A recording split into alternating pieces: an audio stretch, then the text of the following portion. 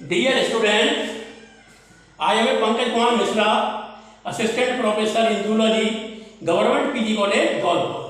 आज की online classes में आपका स्वागत है। आज का जो लेक्चर है वो रीजनरेशन का, जो हमने पिछले वीडियो में टाइप्स ऑफ रीजनरेशन के बारे में पढ़ा था, तो आज इसके सेकंड पार्ट में हम मैकेनिज्म ऑफ रीजनरेशन के बारे में अध्ययन करेंगे। तो इसके सेकंड पार्ट में इसमें हम लिम्ब रीजनरेशन के बारे में अध्ययन करेंगे। लिम्ब रीजनरेशन की जो प्रोसेस है, ये प्रोसेस जैसे सैलामेंडर, एम्फीबिया के अंतर्गत में आने वाली जो क्लास हैं, एन्यूरा और यूरोडोल्स के भीतर लिम्ब का जो रीफॉर्मेशन होता है उसके बारे में अध्ययन करेंगे। तो ये जो लिम्ब रीजनरेशन की जो प्रोसेस है, ये क्रिया है, वो एम्फीबिया, जो फाइलम एम्फीबिया का जो एग्जाम्पल है वो इसका सबसे बेस्ट उदाहरण है, क्योंकि एम्फीबिया की जो क्लास है, एम्फीबिया की जो क्लास एन्यूरा में की एन्यूरा की जो लार्वल स्टेज है उसमें तो रीजनरेशन की क्रिया होती है, लेकिन इसकी एडल्ट स्टेज में रीजनरेशन की क्रिया नहीं होती है। लेकिन यूरोडेल्स एम्फीबिया की जो सेकंड क्लास है, यूरोडेल्स में इसकी लार्वा और एडल्ट, ये दोनों ही स्टेजों में हाई पावर रीजनरेशन पाया जाता है। तो ये इसकी दोनों स्टेजों में रीजनरेशन की क्षमता होती है और इसमें ब्लास्टिमा का एक फॉर्मेशन होता है। तो ये जो इस प्रकार का जो रीजनरेशन है, ये एपीमॉर्फिक या एपीमॉर्फोसिस कहलाता है। एपीमॉर्फोसिस या एपीमॉर्फिक की हमने पिछले वाले वीडियो में हमने इसकी जो डेफिनेशन हमने पढ़ी थी, उसके बारे में हमने जाना कि शरीर की बॉडी का कोई भी पार्ट है वो डैमेज हो जाए या मिसिंग हो जाए और वही पार्ट यानी कि उस ऑर्गन्स का रिफॉर्मेशन होना, तो ये क्या कहलाता है? एपीमॉर्फोसिस या एपीमॉर्फिक। तो इसमें जो लिम्ब रीजनरेशन की जो प्रोसेस है, ये एपीमॉर्फोसिस प्रकार के रीजनरेशन में देखने को मिलती है, या हम ये कह सकते हैं कि इस प्रकार का ये जो रीजनरेशन है ये एपीमॉर्फिक प्रकार का होता है। अब हम ये देखें कि इसमें ब्लास्टिमा का जो फॉर्मेशन होता है, तो इसमें ये जो कोशिकाएं होती हैं वो डिफरेंशिएट होती हैं, अविभेदित कोशिकाएं होती हैं। इन कोशिकाओं में कोई किसी भी इसमें विभेदन, जो इसमें किसी भी प्रकार का विभेदन नहीं पाया जाता। इन जो अविभेदित कोशिकाएं हैं, डिफरेंशिएट कोशिकाएं, इनमें किसी भी प्रकार का विभेदन नहीं पाया जाता है और ये डिफरेंशिएट के बाद में ये पुनः रीडिफरेंशिएट हो जाती है, यानी कि ये कोशिकाएं पुनः क्या होती हैं? डिफरेंशिएट। उसके बाद में रीडिफरेंशिएट के बाद में इसमें एक स्टेज जैसे मेटाप्लेसिया और मॉड्यूलेशन की दो स्टेज देखने को मिलती है। तो ये जो मेटाप्लेसिया, ये किसमें? रीडिफरेंशिएशन स्टेज में ये देखें, हम ये स्टेज को देख सकते हैं। तो ये लिम्ब रीजनरेशन जो सैलामेंडर के भीतर है, लिम्ब का रिफॉर्मेशन है, वो मेटाप्लेसिया किसमें पाया जाता है? लिम्ब रीजनरेशन या सैलामेंडर में मेटाप्लेसिया की अवस्था होती है। इसके बारे में हमने इसमें हिस्टोलॉजिकल जो इवेंट्स हैं, इसमें हम देखेंगे कि मेटाप्लेसिया क्या, ये किस प्रकार से इसकी जो डेफिनेशन है उसके बारे में हम नेक्स्ट जो अपन हिस्टोलॉजिकल इवेंट्स पढ़ेंगे उसमें हम इसको जानेंगे। फिलहाल हम ये देखें कि जो लिम्ब रीजनरेशन की जो क्रिया है वो मॉर्फोलॉजिकल इवेंट्स, हिस्टोलॉजिकल इवेंट्स और फिजियोलॉजिकल इवेंट्स की में क्या क्या चेंजिंग होती है, क्या क्या परिवर्तन होते हैं, क्या क्या घटनाएं होती हैं, तो उसके बारे में हम ये अध्ययन करेंगे कि ये लिम्ब का जो रिफॉर्मेशन हुआ, तो ये जो इवेंट्स हैं इनमें क्या क्या परिवर्तन हुए। तो हम स्टार्ट करते हैं मॉर्फोलॉजिकल इवेंट से। मॉर्फोलॉजिकल इवेंट्स क्या है कि इसमें जो लिम्ब का जब रीफॉर्मेशन होता है तो इसमें के कुछ इसकी जो मॉर्फोलॉजी है, इसकी संरचनात्मक जो एक्टिविटी है उसमें क्या क्या परिवर्तन होते हैं।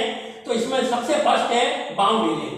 हम ये देखें कि ये जो सैलामेंडर है, सैलामेंडर का कोई पार्ट या कोई ऑर्गन्स डैमेज हो जाए या मिसिंग हो जाए तो वही पार्ट या क्या वो पार्ट में क्या होगा, रिफॉर्मेशन। अगर कोई एडिशनल या अतिरिक्त पार्ट में रिफॉर्मेशन नहीं हो सकता। इसके सैलामेंडर का जो एडिशनल या कोई अतिरिक्त पार्ट है उसमें रिफॉर्मेशन नहीं होगा। तो रिफॉर्मेशन किस में होगा, जो पार्ट डैमेज है या क्षतिग्रस्त है या कोई पार्ट मिसिंग है तो इसमें रिफॉर्मेशन देखा जा सकता है। इसके बाद ये देखें कि बाउंड हीलिंग, जब हम ये देखें कोई किसी बॉडी के कोई पार्ट में डैमेज हो जाए या वो मिसिंग हो जाए या कट जाए, या हम इसी बाउंड हीलिंग के बारे में हम का एग्जाम्पल के लिए जब हम किसी बॉडी की या लिम्स को कट करते हैं तो वो प्रोसेस क्या कहलाती है, वो प्रोसेस एक प्रकार से एम्प्यूटेशन या एम्प्यूटेट कहते हैं, जिसे क्या कहते हैं एम्प्यूटेशन या एम्प्यूटेट कहते हैं, जिसमें क्या होता है एक अंगोच्छेदन, एक प्रकार से अंग निकालने की, अंग को काटने की क्रिया। तो इसमें जब हम किसी रिस्ट की या कलाई पर लिम्स को काटते हैं तो ये एक प्रकार से एम्प्यूटेट होती है। तो एम्प्यूटेट के बाद में या नेचुरल या प्रकृति के द्वारा उसमें कोई भाग या कोई ऑर्गन है वो डैमेज हो जाए, जब वो डैमेज या वो क्षतिग्रस्त होता है पार्ट, तो वहाँ से जो ब्लड सेल्स हैं वहाँ पर ये ब्लड वेसल्स से एक प्रकार से क्षतिग्रस्त हो जाती हैं और वहाँ पर क्या होती है, ब्लीडिंग प्रारंभ हो जाती है। और ब्लीडिंग के बाद में क्या होता है कि यहाँ ब्लीडिंग के बाद में ये जो बाउंड है, यानी कि घाव की प्रोसेस होती है, घाव बन जाता है। जब ये बाउंड से बन जाता है तो इसके बाद में इसमें क्या होती है, ब्लड क्लोटिंग। उसके बाद में इसमें ब्लड क्लोटिंग हुई और ब्लड क्लोटिंग के बाद में इसमें जो बाउंड हीलिंग की जो प्रोसेस है, इसमें हम ये देखें कि ये जो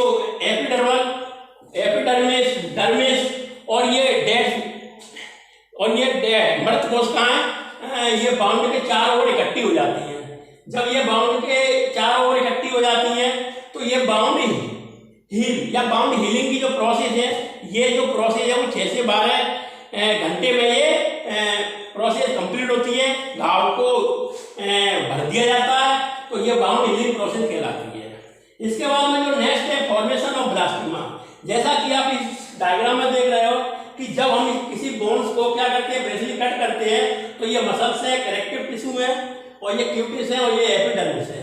जब जो पार्ट है वो डैमेज होता है तो उसके चारों तरफ ये बाउंस के ये चारों तरफ ये एपिडर्मिस, डर्मिस और ये मृत कोशिकाएं इस बाउंस के चारों ओर इकट्ठी हो जाती हैं और उसके बाद में ये जो बाउंस हीलिंग की जो प्रोसेस है 6 से 12 घंटे में ये कंप्लीट हो जाती है। उसके बाद में जो नेक्स्ट है फॉर्मेशन ऑफ ब्लास्टिमा। जब ये बाउंस के नीचे जब ये कोशिकाएं इकट्ठी होती हैं तब ये कोशिकाएं अपनी इनकी जो प्रॉपर्टी होती है, इनकी जो प्रॉपर्टी है, यानी एक प्रकार से विशेष प्रकार की जो प्रॉपर्टी होती है, स्पेशल प्रॉपर्टी को ये लॉस्ट कर देती है। इन कोशिकाओं की जो स्पेशल जो प्रॉपर्टी है वो लॉस्ट हो जाती है। जैसे इसमें ऑस्टियोब्लास्ट है, फिब्रोब्लास्ट है, ऑस्टियोब्लास्ट है, कार्टिलेज, बोन्स और मसल सेल्स और ये कनेक्टिव टिश्यू। तो ये अपनी जो इनमें विशेष प्रकार की जो स्पेशल ये प्रॉपर्टी है ये लॉस्ट हो जाती है और ये कोशिकाएं क्या कहलाती हैं, डी डिफरेंशिएट कहलाती हैं। यानी कि ये कोशिकाएं क्या कहलाई, डी डिफरेंशिएट कहलाती हैं। अब विभेदित कोशिकाएं कहलाती हैं डी डिफरेंशिएट के बाद में डी डिफरेंशिएट ये कोशिकाएं के बाद में क्या होता है कि इनमें कोई भी किसी भी प्रकार का विभेदन नहीं पाया जाता है, इसमें डिफरेंशिएट नहीं पाया जाता, डी डिफरेंशिएट में किसी भी प्रकार का विभेदन नहीं पाया जाता। फिर ये कोशिकाएं एक प्रकार से मीसेंकाइम या मीसेंकाइमल कोशिकाओं में चेंज या कन्वर्ट होती हैं, और ये कोशिकाएं में क्या होता है, उसके बाद में इसमें मल्टीप्लिकेशन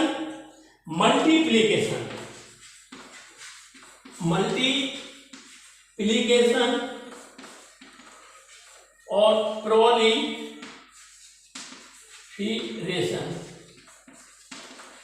की क्रिया, ये मीसेंकाइम कोशिकाओं में ये मल्टीप्लिकेशन और प्रोलिफरेशन की प्रक्रिया के बाद में इसके जो साइज में क्या हो जाता है, इंक्रीज, और ये ग्रो एक प्रकार से ये वृद्धि हो जाती है, और वृद्धि होने के बाद में ये कौन लाइक स्ट्रक्चर्स या ये कौन लाइक स्ट्रक्चर्स है या ओवल लाइक स्ट्रक्चर्स संरचना का फॉर्मेशन होता है, जिसको हम क्या कहते हैं, ब्लास्टिमा कहते हैं।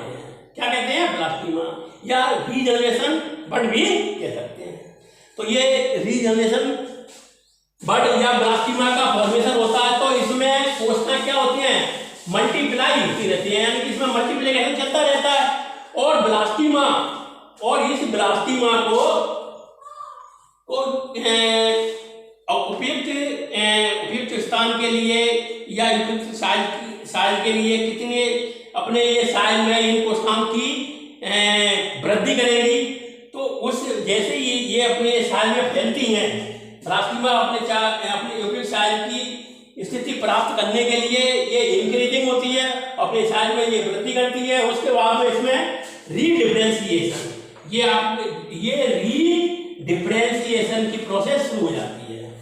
तो रीडिफरेंशिएशन में ये है कि इसमें ये कोशिकाएं अपनी मूल पोजीशन यानी कि ओरिजिनल पोजीशन या मूल में स्थिति में आ जाती है। तो ये कोशिकाएं पहले कैसी थी, डी और डी के बाद में ये मीसेंकाइम कोशिकाओं या टिश्यू में कन्वर्ट हुई। फिर उसमें ये कोशिका में क्या हुआ, मल्टीप्लाई या प्रोलिफरेशन के बाद में ये कोशिका कैसी हुई, रीडिफरेंशिएट, और रीडिफरेंशिएट विभेदन की क्षमता के बाद में ये कोशिका कैसे हो जाती है, अपनी ये ओरिजिनल पोजीशन में आ जाती है। और इसके बाद में ये जो, और ये कौन लाइक स्ट्रक्चर्स यहाँ पर ये बन जाती है। डी डिफरेंशिएशन के बाद में रीडिफरेंशिएशन की ये प्रोसेस शुरू हुई, और ये कौन जैसी स्ट्रक्चर बनने के बाद में मॉर्फोजेनेसिस की प्रोसेस होती है। मॉर्फोजेनेसिस की जो प्रोसेस है, इसी प्रोसेस में जो लिम्ब का जो रीजनरेशन का जो कंप्लीट डेवलपमेंट है, वो 75 डे में ये लिम्ब कंप्लीट हो जाती है। कंप्लीट होती है लिम्ब का 75 डे में ये लिम्ब रीजनरेशन का डेवलपमेंट है वो कंप्लीट होता है। उसके बाद में ये मॉर्फोजेनेसिस क्रिया पूर्ण होती है। तो ये हमने मॉर्फोलॉजिकल इवेंट्स में ये चेंजिंग आती है। तो इसके बाद में हिस्टोलॉजिकल इवेंट्स में हम ये देखें क्या क्या टिश्यू इवेंट्स के क्या क्या इसमें टिश्यू चेंज औत की है, घटकों के द्वारा क्या क्या इसमें चेंजिंग आती है, क्या क्या परिवर्तन होते हैं। तो जैसे डी डिफरेंशिएशन और री डिफरेंशिएशन, पहले कोशिका कैसी होती है, डी डिफरेंशिएट, फिर इसके बाद में ये कोशिका कैसी मीसेंकाइम के कोशिकाओं में ये कन्वर्ट होती हैं, जिसमें कि ये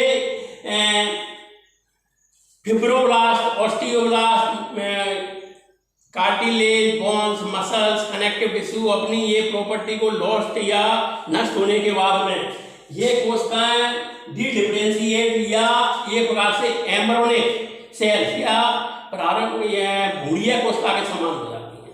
और भूरिया कोशिकाएं ये एक प्रकार से मीसेंकाइमल कोशिकाओं में कन्वर्ट या चेंज हो जाती हैं। और मीसेंकाइमल कोशिकाएं में मल्टीप्लिकेशन या मल्टीप्लाई या प्रोलिफरेशन के बाद में ये अपने साइज में क्या करती हैं, वृद्धि करती हैं। इसके बाद में इसमें जो प्रोसेस होती है वो है रीडिफरेंशिएशन की प्रोसेस होती है। जब ये रीडिफरेंशिएशन के में हमने दो स्टेज देखने को मिलती है, मेटाप्लेसिया और मॉड्यूलेशन। मेटाप्लेसिया ये एक ऐसी अवस्था है जो लिम्ब रीजनरेशन मेटाप्लेसिया ये जो प्रोसेस है डी डिफरेंशिएशन के द्वारा बनती है। इसमें क्या होता है कि कोई ओरिजिनल टिश्यू या बोन्स का कोई डिफरेंट स्ट्रक्चर्स या कार्टिलेज में बदलना। तो जैसे बोन्स का अस्थि का उपास्थि में बदलना, तो ये क्या कहलाता है? मेटाप्लेसिया कहलाता है।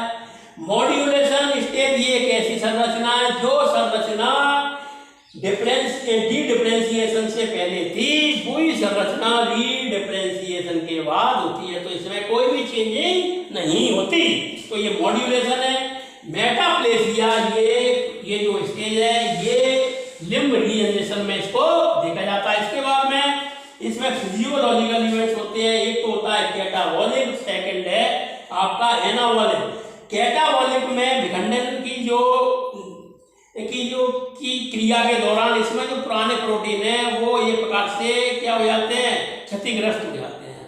और ये पुराने प्रोटीन को क्षतिग्रस्त होने के बाद में ये डी डिफरेंशिएशन की क्रिया के द्वारा कैटाबॉलिक की प्रोसेस होती है और री डिफरेंशिएशन की क्रिया के द्वारा एनाबॉलिक की क्रिया या एनाबॉलिक की प्रोसेस होती है। एनाबॉलिक प्रोसेस में कोई विशिष्ट प्रकार के प्रोटीनों का सिंथेसिस किया जाता है। तो ये लिम्ब रीजनरेशन के बारे में था। आप इस वीडियो को अच्छी तरीका से देखिएगा। Thank you very much.